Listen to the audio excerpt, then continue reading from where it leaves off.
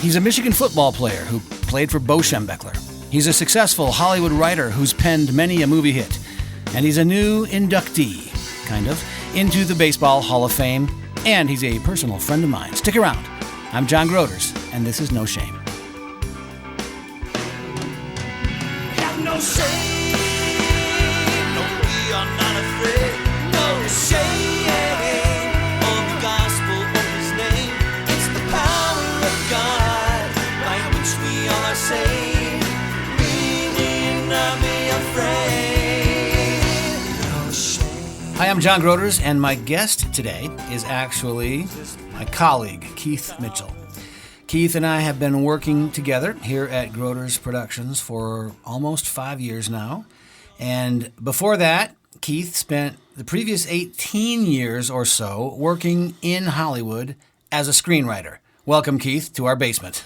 Hello, John. So just this morning, we had staff meeting this morning here at Grooters, and I was both jealous and proud to find out that you, Keith, have actually made it into the Hall of Fame at Cooperstown. Yeah. Unbelievable. Yeah, that was pretty cool. I got a email today saying, "Hey, check out the display at Cooperstown," and it was one of the movies I wrote, Mr. 3000. And it was really humbling and kind of threw me back into, wow, I need to be writing movies again. This stuff is kind of cool. And there was a whole poster, a bronze statue of Bernie Mac, who played the lead character, and now I can officially say I've been in Cooperstown.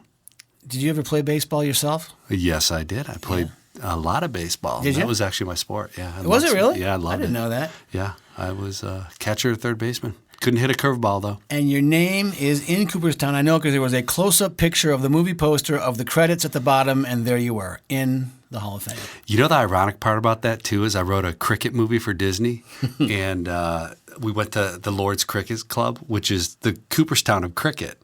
And I'm in Lord's. I'm an honorary member of Lord's Cricket Club, too, so I'm in 2 Hall of Fames. 2 Hall of Fames.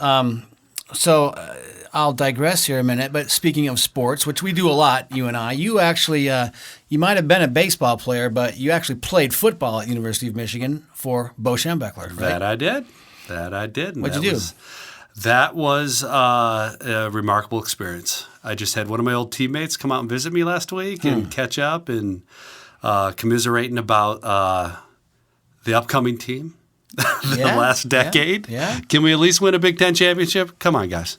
Yeah. And it was fantastic. That school's awesome. It was really close to my heart, and I made some lifelong friends there, both on and off the field.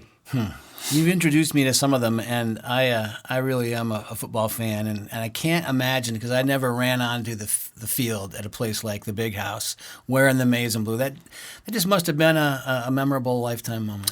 It's funny, as I get older, I often take that for granted, how cool it is now that my boy's getting older. Yeah, I have a 15, almost 16-year-old son who's about to who loves Oklahoma. Don't ask why, but he loves the Sooners, and he just asked me to take him to the Michigan-Ohio State game this year, and I said, all right, we'll do that. And because his friends have drank the Kool-Aid of being Wolverine fans, and they just find it really cool. And it's there's a lot of things to measure up to running out of that tunnel with 100,000 people screaming, and and it was a fantastic experience.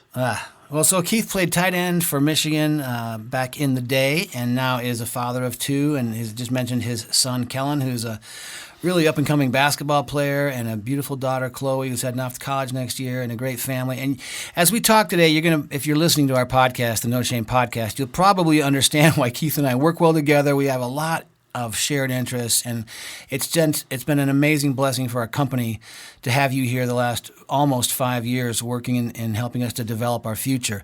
But I want to take you back a little bit to your post-college, pre-coming back to Michigan days, when you were out in Hollywood, California, La La Land, and you were a writer for a long time. What was it like writing for Hollywood? Well, it's funny. Everybody out there seems to when I moved out there, I didn't really know what I wanted to do. I knew I wanted to work in the film business, had no idea.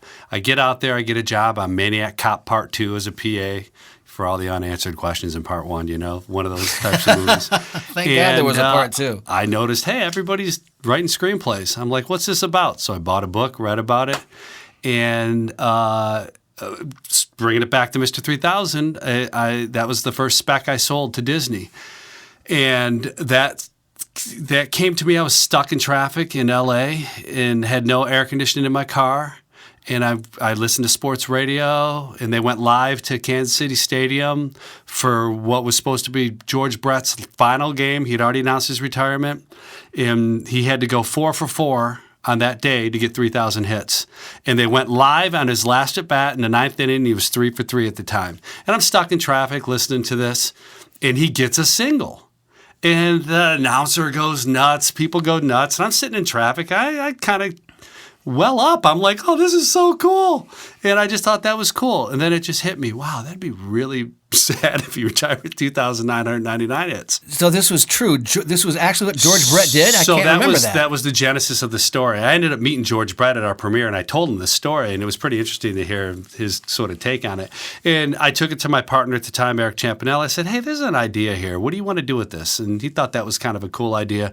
And that's where the writer comes into you. You start throwing around, well, how do we build a story around this? Mm-hmm. So it was, he retired upon getting his 3,000th hit. He based his whole life on that identity. Mm-hmm. And then come to find out when they're building his kiosk at Cooperstown and they're doing all the statistics, they find out they made a statistical error. When he was his third year, he was on IR. He really has 2,997 hits. And then you're not talking George Brett. You're talking the fictional Bernie Mac. And that's where the story comes into. So he's short, a few hits. Yeah. And it's ironic how I just had this conversation several months ago about that story and identity. And so in the movie, he is known as Mr. 3000. He has a used car dealership, a sporting goods store, a bar, all that. He's Mr. 3000, and he based his whole life around that identity. And that's what you do in Hollywood. That's what I did. My whole identity, and not to mention as even a young athlete and all that, we get caught up in identities. Am I the jock? Am I the athlete? And in Hollywood, I was the writer. And I felt like everybody knew me as the writer. And there's so much more to me than that. And I didn't know that. I didn't know that until you start getting a few years behind you and you realize there's got to be more out there. And it wasn't in Hollywood wasn't scratching that itch for me. And it reflected upon my writing. I think I started to suffer, and I just wasn't into being known as that writer guy.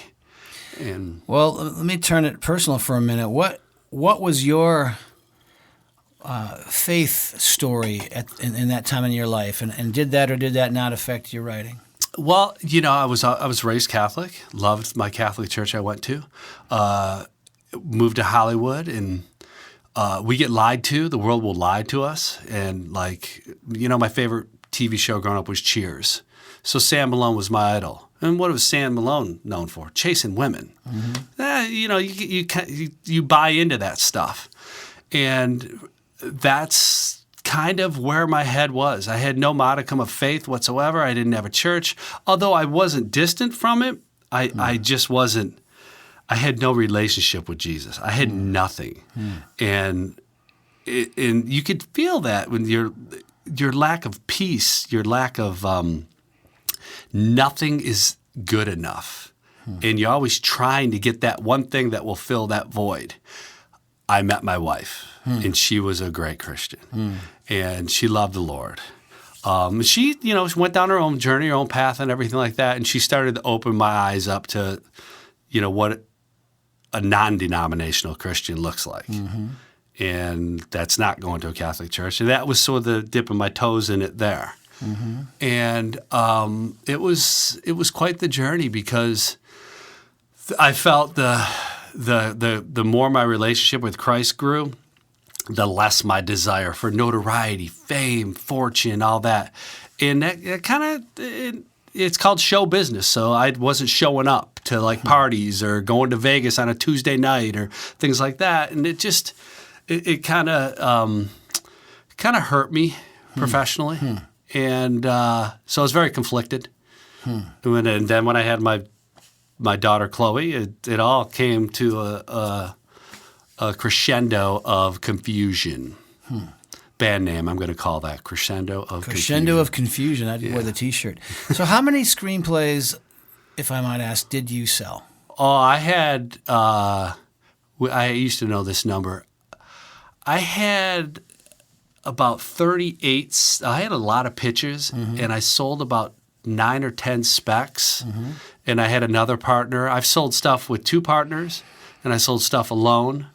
I had a lot of deals. I had 7 produced credits, which is the numbers game. And back then, they would develop.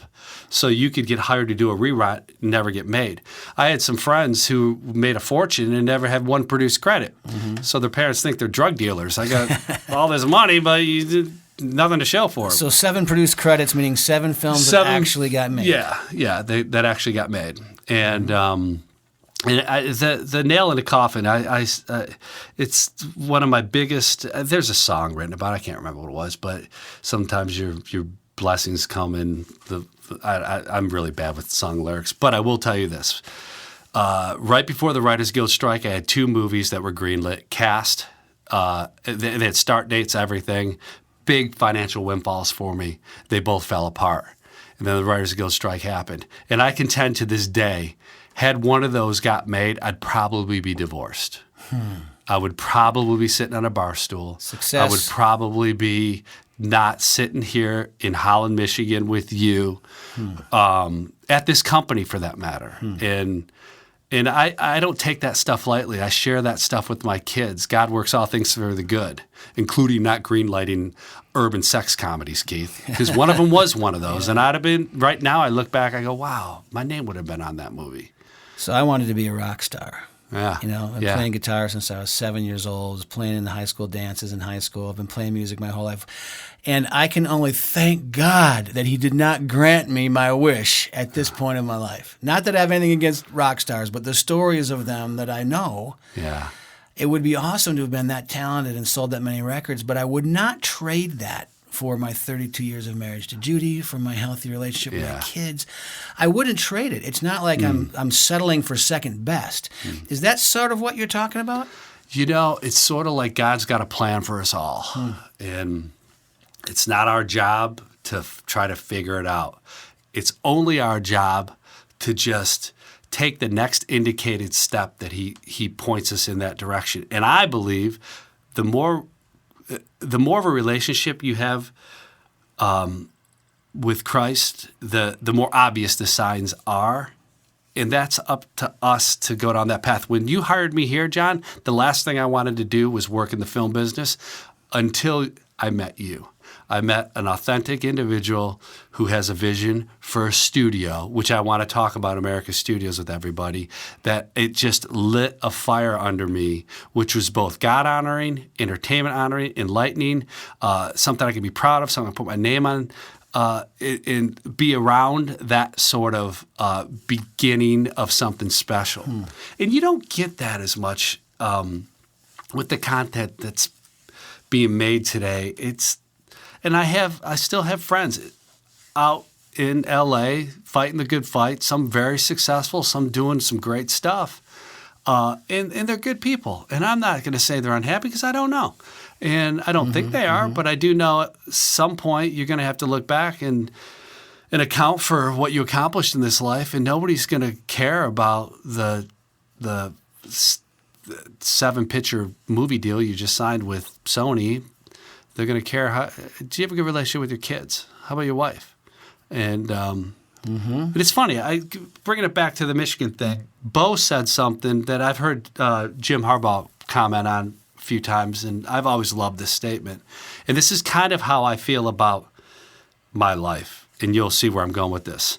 Bo was asked a long time ago what the team looked like by a reporter, and Bo looked at reporter and said, "Well, I don't know. Come to me in 20 years when these men are good husbands, good providers, good men. Then I'll tell you what this team looks like." Well, that's kind of like how I feel like now. It's like,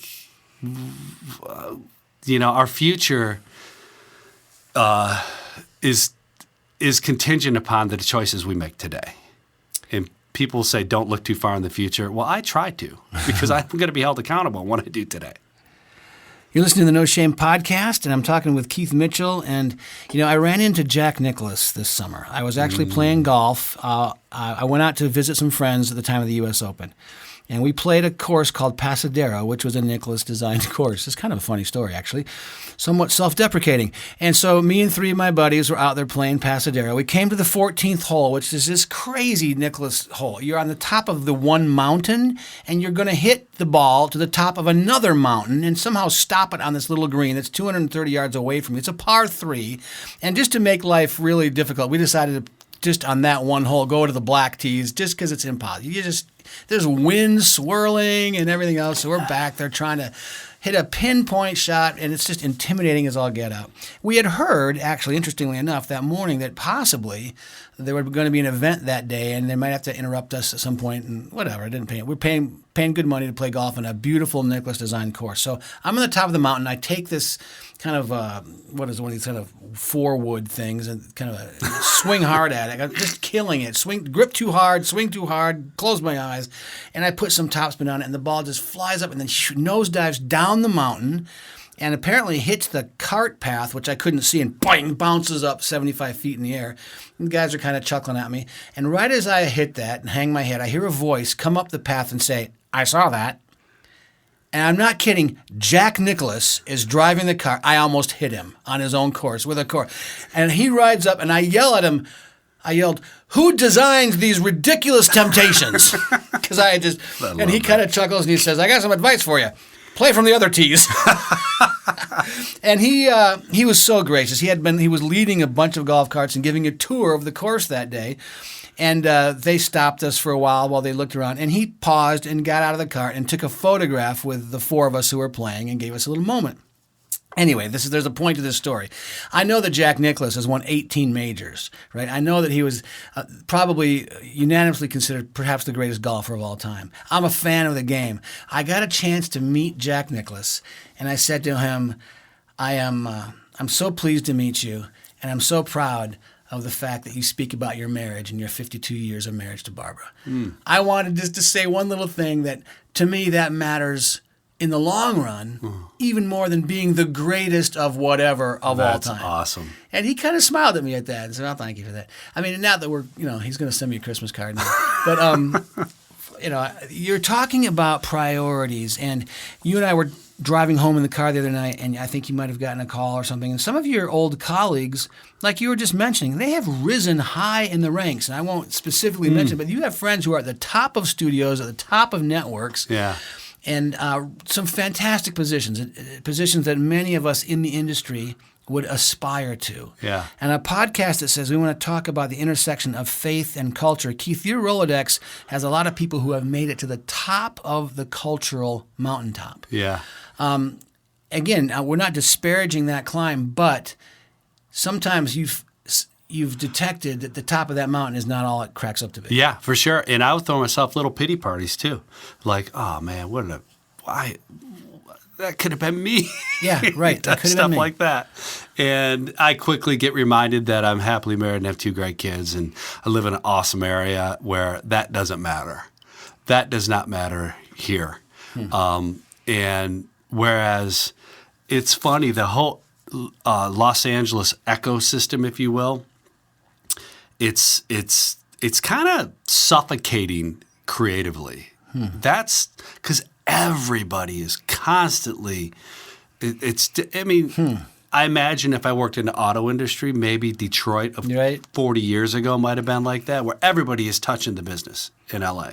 It's still the epicenter of all media. You LA. get sick of candy if you live in Willy Wonka's chocolate factory. You kind of do. And I just want to remind everybody out there that we do live in a world where media controls the culture. And unfortunately, like it or not, our kids are being, brainwashed with stuff that they view as normal. And I referenced Cheers earlier.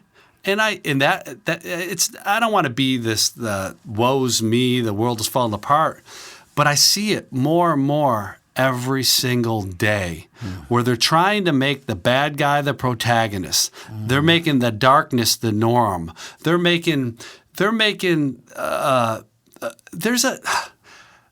was a movie that was I'm just going to say it, Good Boys. They made an R-rated sex comedy for 12-year-olds. I cannot tell you how mad that makes me. That I cannot tell you how angry that makes me. So, am I happy to be out of Los Angeles? Yes. Am I happy to be out of the film business? No, because I have no say or no control over that. And I will often think to myself, there are some great people running studios. There are some really solid people out there who can change it. And it's hard for me to be 3,000 miles away and do anything about it. I hate people who complain and don't do anything about it.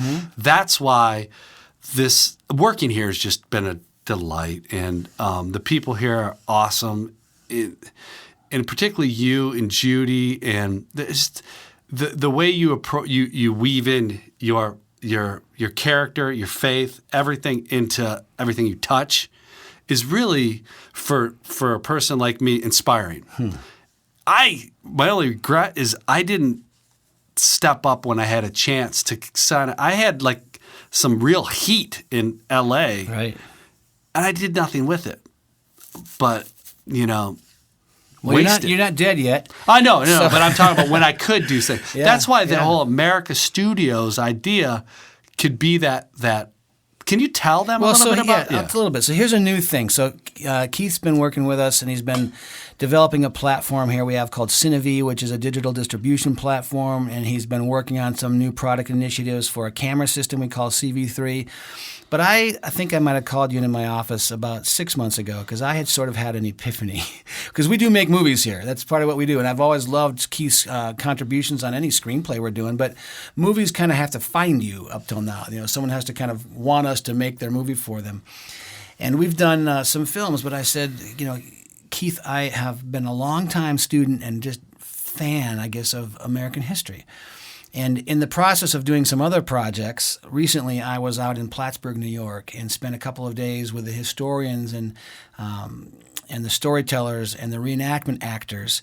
And I was doing another project, but I got all excited about a particular story that took place on 9/11 of 1814, on the very day that 9/11 would happen in 2001. And on 9/11 of 1814, which was the tail end of the War of 1812, which I knew very little about. We kind of know a little bit about Lexington and Concord, and we probably know a little about the Civil War. But between there, the War of 1812 was, I don't know, something. Just don't know a lot about it. Well, it turns out it was a very sincere struggle at one point where Great Britain had just defeated Napoleon and had kind of gotten sick of this sort of little American independent experiment and decided, let's take it back. We let it go back in 1776. The war began, and then they wrote their Constitution. Let's take it back. They had the power to do that, and we did not have the power to defend ourselves. And so the War of 1812 escalated. Now, actually, we could go into a lot of the American history on this, but the point is I found a movie sitting right in front of me. Unbelievable drama. A hidden gem. A hidden gem of a story that just I couldn't believe I had never heard of before, that basically our country was saved by a single cannonball fired from a ship. And I started reading everything I could read about that story. And it got me all excited that the people of that day were heroic and courageous, and some of them were just extraordinary human beings. The people were great. The principles that they came to coming through the Enlightenment, having read John Locke, having studied the Bible, having looked at what monarchs did, what happened to kings. One of their great statements was that power corrupts, and absolute power corrupts absolutely. And America was not about to put absolute power in the hands of any king, any monarch, any single body. They understood that the nature of mankind is sinful by nature. So they understood how to split up this country. Bicameral. These stories are the principles. And then the hand of providence, that's the word they used back then, providence. And it's it's in everyone's story. It's written of. It's commonly referred to. It wasn't pushed to the wayside or to the curbside like it is today. You dare not speak of government and providence in the same sentence. Well, they spoke about it all the time. It was pervasive in their letters, in their writings, in their constitutions. And I started to, we had a conversation where I said, Keith, what if we could secure the URL America Studios? And what if we could begin to build not just funding for a single film, but funding for a company that would be devoted to retelling the epic stories of America's struggle for freedom. And once we push that ball down the hill just a little bit, stories start popping out all over the place to us. Stories about Ben Franklin when he was a young man and what formed him with his brother. Stories about a guy named James Armistead, who was a black man who was Washington's first double agent, spy. Stories like The 9 Days a Soldier about a group of 13-year-olds and 14-year-olds who actually volunteered in that battle at Plattsburgh in the War of 1812, and on and on and on. So we started collecting stories. So this is kind of one of the things that we're both been hot on today, because with your history in the movie industry, your history as a screenwriter, and your connections, and what we've got in this building in terms of talent and equipment and experience, this concept of making a series of films on the principles, the people, and the providence of the American story have gotten me super excited. What's your reaction? As you're saying this to me, I'm thinking, wow, people, providence, principles, that is what is in this building right now. I mean, you have that as a microcosm right here. And I just think that not only is this a great idea, I think the country is starving for this. The people I've told this to, they're like, yeah, and it's not like we're reinventing the wheel here. I mean, if you look at the old 1920 movies, look at old Frank Capra movies, Mr. Smith Goes to Washington, that they talked about this stuff. This was important to them. And there's no reason why we can't come back and entertain while enlighten. And there's just a lot of crazy stuff that our kids aren't being taught. There's just a lot of stuff that they're not learning in the classroom. And I do believe that the best way to make influence the culture is through media, and through good media for sure. I mean, John, you just scratched the surface on some of our ideas. Yeah. And I don't want our listeners to think like this is going to be a History Channel. It's not. No. Think Saving Private Ryan. Think Dunkirk. Those types of movies played out on the big screen. And it's the wild, wild west with distribution now, that now is never been a better time to control your own sort of creative destiny. Well, if you're listening to the podcast and you hear us talking about this, if you're interested, you can go to our website, americastudios.com, and you can see some of the movies we are talking about in development.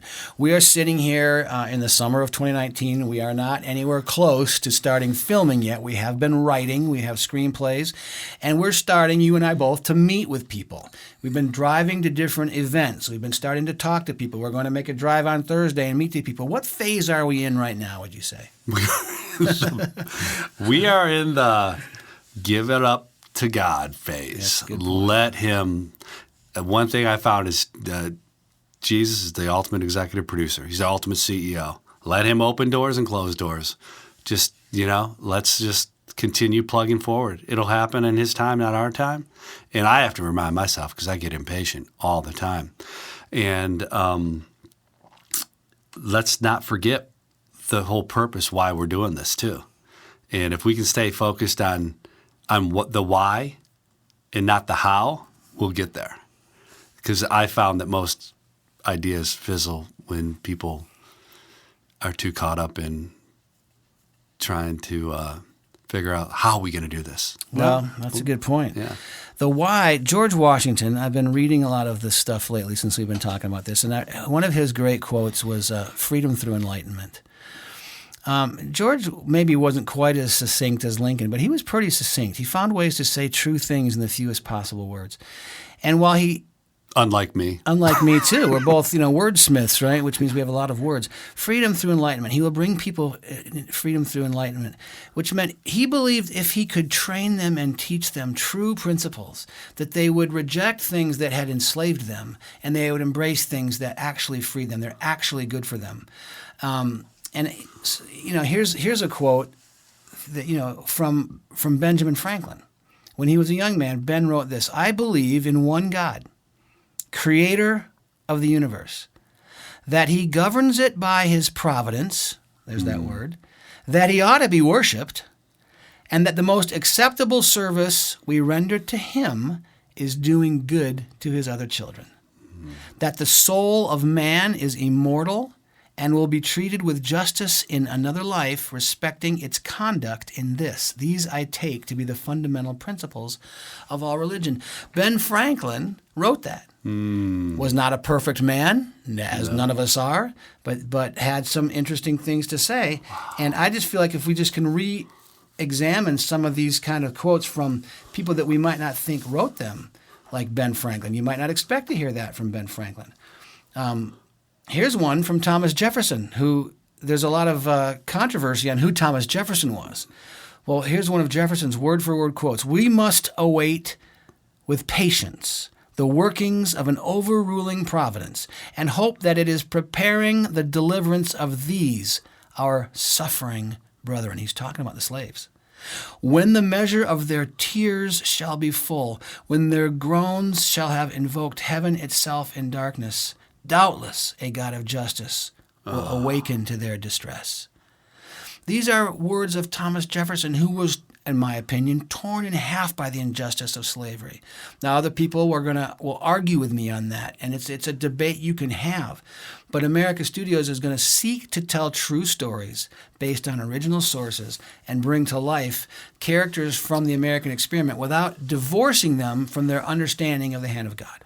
And the funny thing is, there's already been proof of concepts out there. Like Lincoln, Spielberg's Lincoln was a monster success. So we know people want to see this stuff. Yeah. If you look at Hacksaw Ridge, true story about a man of faith, heroic, monster success. So I believe that, unfortunately, it takes two people like Mel Gibson and Spielberg to get those things to the screen. Right. Somebody's convinced them to do that. Right. I think it's up to us to be the voice that doesn't really have in Hollywood, outside of Hollywood, to make this type of content. And more so, I talk to my teenage kids and their friends, and I ask them, I'm constantly picking their brains about what interests them and all that. And you'd be really shocked at how tired they are of a lot of the comic book stuff. And now they like it and all that, but I just do believe that there is a way to influence this next generation in a manner that's outside of a video game. Well, some of these quotes to me are inspiring, and again, this isn't. If they were true when they spoke them, then they're still. Unless it was culturally specific, then we can assume they're still true today. Let me read you one. I'm quoting crazy here. One more from John Adams, and then I'm going to give you one from Paul. But John Adams said this: "Should the people of America once assume the language of justice and moderation while practicing iniquity and extravagance, or display charming pictures of candor, frankness, and sincerity while rioting in rapine and insolence, then this country will become the most miserable habitation in the world.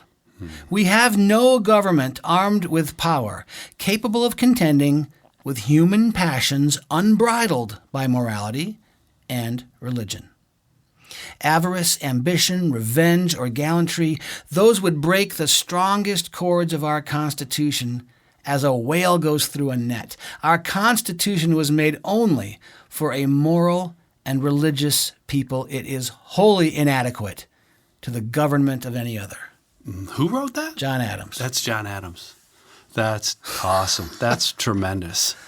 And wow. Wow, that is just good stuff. I can imagine giving actors, we've both worked with actors. I think it's really hard to be an actor, and I love working with actors, talented actors. And I think that actors in this world have a hard time finding roles. Mm-hmm. You mentioned Lincoln. What a great role for Daniel Day-Lewis. Yeah. What a role that brought out the depth and the strength of his talent. Yeah. And I know when I think about that movie, I just think now that was an actor who rose to that occasion. I think it's easier for an actor, and maybe if you're an actor listening to this, you can write me and agree or disagree. I think it's easier for an actor to play someone with a character less than their own. We can dumb ourselves down. We can tap into the evil side. We can tap into our darkest, basest. So playing the bad guy, being the Joker, there's been some phenomenal portrayals of the Joker, even to the point of possibly, leaving to the death. But I think it's actually harder to play someone of greater character than you, of greater intellect than I you. never heard that. What do you draw on to convince the camera that you have more than you actually do? Those are the greatest roles, in my opinion, which is why I still love a real hero. Hard to find.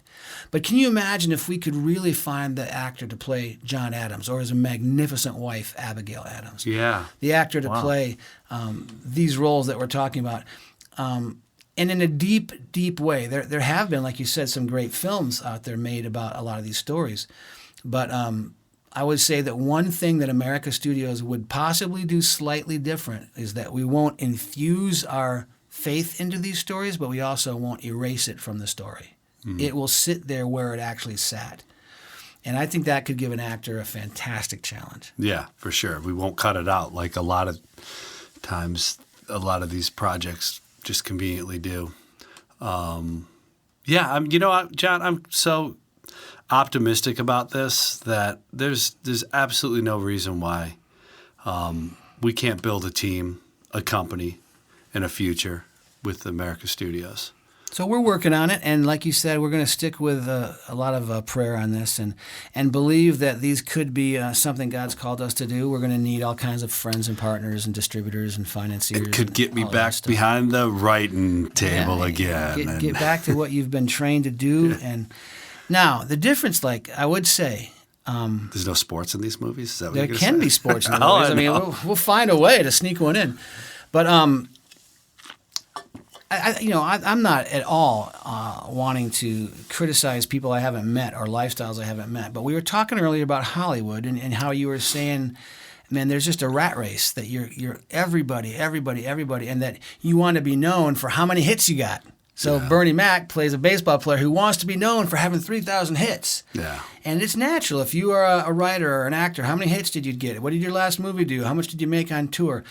That is the inevitable pull of people who are trying to work in a culturally recognized medium. I mean, that's how you know you succeeded. Yeah. So it's inevitable that would drive you. Now, here, in light of that, listen to what Paul says in 1 Timothy chapter 2. Lead a tranquil and quiet life in all godliness and dignity. This is good, and it pleases God, our Savior. Lead a tranquil life, a tranquil and quiet life, in godliness and dignity. I want to still be able to work where God's called us to work. Like I said, I wanted to be a rock star when I was a young person. I thank God He didn't make me a rock star because I could not have handled it. Like you said, I would have been divorced. I would have been addicted. I would just be another. I didn't have this interest. God knows, and He preserved me from that. And so music instead has been something that has been a blessing and a wonderful part of my life to this day, and never, bought me a house in Malibu. And I'm glad for that. It's been something that I've given back as best as I can, said I'll say yes when I'm asked.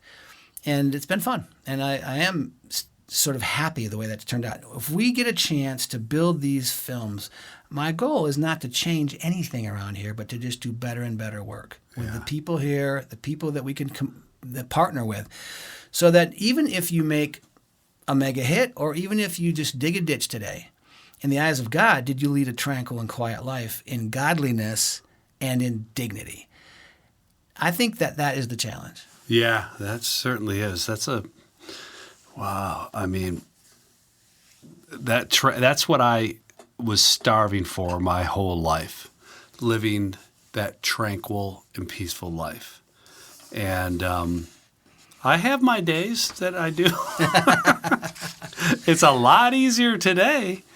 And but the world, we live in this perpetual ambiguity of existence, meaning like what's up is down, what's black is white, what's good is bad. Right. And for a man in his 50s to be confused, I can only imagine what it's like to be a teenager, to be confused. And if you can't just simplify your life, right, there's no shades of gray. And this world wants to paint everything in gray. And to me, there is sin and there's not sin. There's right and there's wrong. And I lived in that gray area far too long. So I know, I'm not judging that. I sin every day. I get it. But I also know that's not my identity. My identity is in Christ. And I know how to step out of the gray. I don't go in the black as much, but I've certainly liked to live in that gray still today a lot. But I have to remind myself how to get out of it. And you know what? We as humans like to complicate things too. And we don't have to. We really don't have to. I mean, to tie it into movies, try watching the last Avenger movie and try to figure that one out. That's what we do in life. We want to complicate everything. It's not that hard. You know, I mean, the Great Commission, or, you know, love your neighbor, love your wife. Freedom. Be there for your kids. There's some do those freedom things. in those things. You know, it's not a restriction. I guess the point that I agree with you. It's not this great sacrifice to be enlightened by true things. It actually sets you free. It sets your spirit free. You sleep better at night. And a podcast like we do this, we're on about our 53rd or 54th podcast. Everybody that we've had a chance to interview on this podcast has been able to share their story with us in a way that I have always been so inspired to say, wow, you guys have found something. Yeah. Like if we only had one or two or three of those people, I might think we just got lucky. But we're on 55, 56 podcasts now, and listen to any of them. Go to the website at johngrooters.com and click on any of these podcasts and ask yourself, does it seem to you, if you're a listener, like these guests, they have found something? And it's the same thing every time. It's life within the Spirit of God, under the Word of God. No matter what they do, whether you're a movie star or a CIA agent or a truck driver or a ditch digger, school teachers, moms, you name it, we can all lead quiet lives of godliness and dignity in our field. And when we do, we're free. It's a lot more free. Oh, it's such a beautiful life. I will tell you, the one thing that I learned in my walk here is how to listen to God. Most people know how to pray. Most people don't know how to just sit there and be quiet and be still and listen. And that's the one thing. If I could pass anything on to the listeners, no pun intended, or pun intended, learn how to listen. And because he's out there, he just wants to help. He wants to be there for you. He wants a relationship with you. It doesn't matter how big or how small your checkbook is, what you accomplish, what you don't accomplish. At the end of the day, God just wants your heart. That's it. And every day I have to remind myself of that. I just really do, because this world can just wrap its claws in you and just make you so angry and bitter, and I don't want to be that person. I know. I'm at the back nine of my life, and it could end tomorrow. It could end in 40 years. I don't know. But when it does end, I don't want – I've heard people say, I don't want to have any regrets, so I want to live fun and whatever. And no, that's not how I roll. When it ends for me, I don't want the people around me to regret knowing me. So that to me is the goal, and I can't do it without my faith. I just simply can't. I'm not strong enough. I'm too weak. Well, you're listening to No Shame Podcast. My friend Keith Mitchell And you hear the story of a guy who was a football star, Big Ten football player under Bo, a film writer in Los Angeles that had credits in movies and is now in the Hall of Fame, and is now known most of all as a husband of Kim, as a father of two great kids, and as someone who's striving now to live this kind of quiet life of godly dignity. And my good friend, and joining me in this new venture that we've been chatting about. If you're listening and you want to find out more or be involved, if you go to the americastudios.com website, at the bottom there's an email. And if you just send us your email, we'll just keep in touch with you. If you want to know, and you can read some of the stories that we are dreaming about. Keith, let's do this thing. Yeah, let's do it for sure. Let's make it happen. Let's make it happen. Let's not just do a podcast about it. Let's get to the point where we are filming and distributing a new kind of story. And we're delivering it in a new type of way. We're going to start a membership, of American Studios membership platform. We're going to create Patriots. We're going to deliver content differently. We're not going to just put it in theaters and Amazon and all that. We're doing some fun stuff. So if everybody listening out there could just pray, and maybe go to that America Studios website and give us your email. We'll keep you up to date on all that. And because we need your support. And like we say, this is part of our theme. If you want to go fast, go alone. If you want to go far, go with a lot of people. And your listeners are a lot of people. And I hope we can definitely make this happen, John. Well, this was an easy podcast because we just came downstairs and did it. But thank you for listening. And if you're listening today, I pray that something that we talked about is relevant in your life. Something about the dignity of a quiet life of godliness. Something about coming back to the way God wired you to be a musician, to be a filmmaker, to be a whatever it is. He doesn't take away that talent, but there comes a time in your life when you can turn and you can use that in a way that won't destroy you. If it's destroying you right now, get out. But if he's calling you back into that life, this time do it under his authority and give the world what you have to offer. This is No Shame. Keith, thanks for joining us. Thanks, John. Have no shame, no, we are not afraid, no shame of the gospel of his name. It's the power of God by which we all are saved. We need not be afraid. No Shame is a weekly podcast where John Grooters discusses life at the intersection of faith and culture with all kinds of interesting and inspiring guests. Subscribe to the podcast today by going to johngrooters.com, select the podcast tab, and hit subscribe. Listen whenever you have time, but don't miss any of these life-giving conversations.